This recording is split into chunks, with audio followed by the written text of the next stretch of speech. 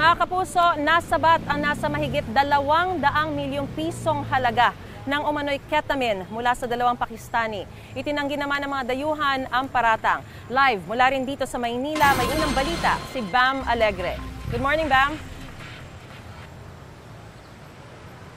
Maris, good morning. Matagumpay na naharang ng mga pulis ang malakihan transaksyon ng illegal na droga kung saan naaresto ang dalawang dayuhan. Arestado ang dalawang Pakistani sa drug buy-bust operation sa indoor parking ng isang hotel sa Rojas Boulevard sa Maynila, pasado alas 9 kagabi. Nasabat sa isa sa mga banyaga ang 10 malaking vacuum-sealed na plastic na naglalaman ng hinihinalang ketamine. Isa itong anesthetic na may hallucinogenic effects.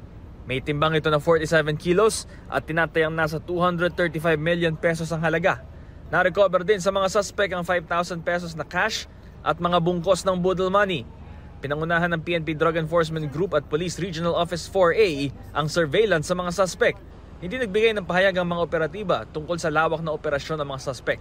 Gayon din tungkol sa pinagmulan ng mga kontrabando.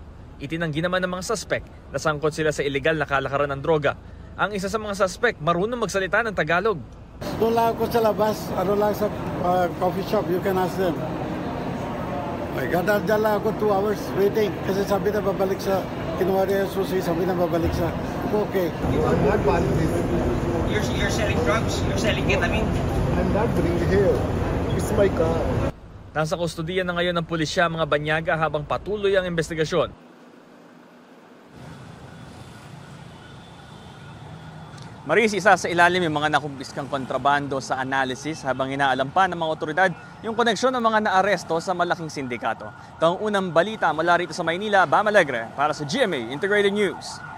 Mga kapuso, para una ka sa mga balita, mag-subscribe sa GMA Integrated News sa YouTube. Sa mga kapuso abroad, subaybayan niyo po kami sa GMA Pinoy TV at sa www.gmanews.tv.